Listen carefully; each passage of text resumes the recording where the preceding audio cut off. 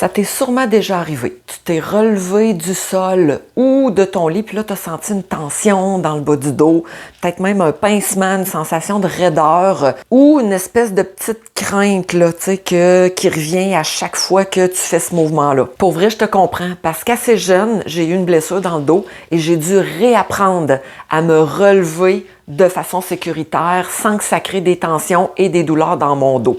Et ce petit geste qui est très simple a vraiment tout changé. Dans cette vidéo, je vais te montrer comment je me relève aujourd'hui. Pas juste en tant que professeur de yoga, mais aussi en tant que femme qui vit avec un dos un peu capricieux depuis à peu près 30 ans. Se relever, c'est un geste que je fais quotidiennement et je vais te montrer comment je le fais pour protéger ma colonne vertébrale. Je m'appelle Isabelle Pourtier, je suis spécialiste en yoga anatomique et créatrice de Siraflo.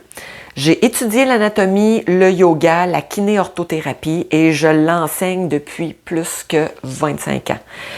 Mais pour vrai, c'est mon historique qui m'a le plus appris. C'est pour ça qu'aujourd'hui, j'aide des personnes comme toi ou comme moi à bouger de façon plus intelligente, à réduire les douleurs et à retrouver du plaisir dans leur corps.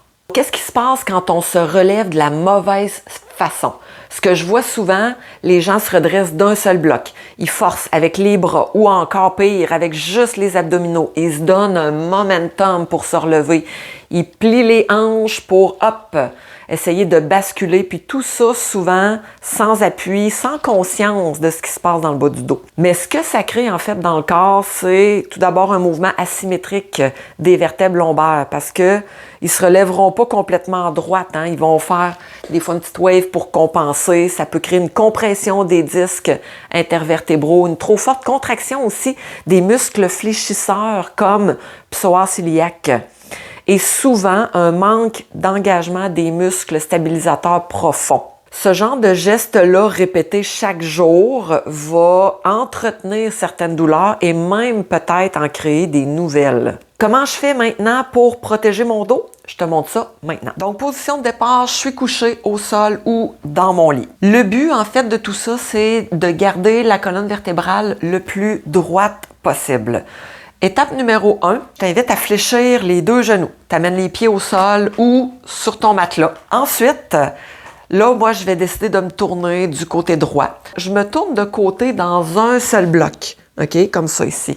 Donc, j'évite d'amener les genoux, OK? Parce que là, j'amène ma colonne en torsion. Si tu as des douleurs, hernie discale, entorse lombaire, tu risques de ne pas trouver ça confortable pour ensuite amener les épaules. Non, on veut y aller vraiment dans un bloc.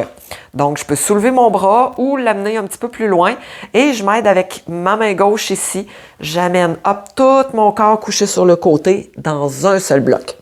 Ensuite, ma main gauche ici, je la mets à plat au sol, OK?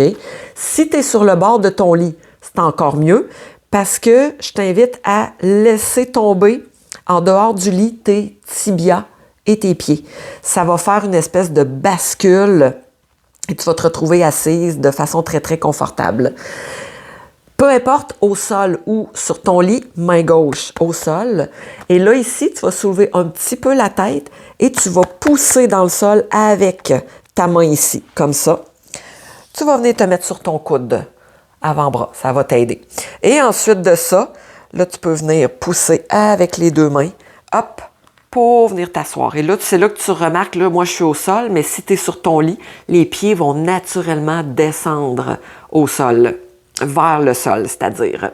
Et tu te retrouves dans une position assise, sans avoir fait de torsion de ta colonne vertébrale, sans avoir brusquement fait bouger tes vertèbres lombaires.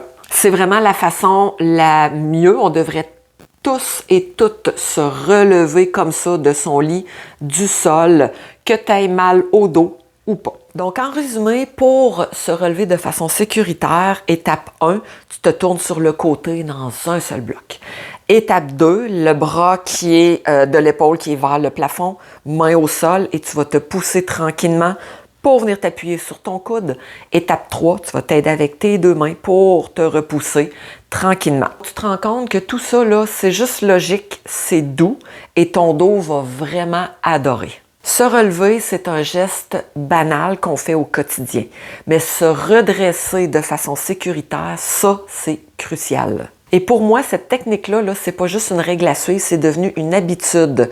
Une habitude qui me soulage et qui me protège. Donc, si toi aussi, tu veux explorer des gestes simples mais puissants pour soulager ton dos, soulager ton corps, je t'invite à t'abonner à ma chaîne et aussi active la cloche pour être certaine de ne rien manquer. Et si tu as envie d'aller plus loin, toujours pour soulager ton dos, je t'invite à accéder gratuitement aux 3 séances pratiques et faciles pour soulager le dos. Le lien pour télécharger ces 3 séances Siraflo sous forme de vidéo gratuitement se trouve dans le descriptif en haut ou en bas de la vidéo. Je te remercie beaucoup pour ta présence. On se retrouve très bientôt pour continuer à explorer le mouvement intelligent, pour aussi bâtir ensemble une pratique qui est actuelle, anatomiquement précise et profondément humaine.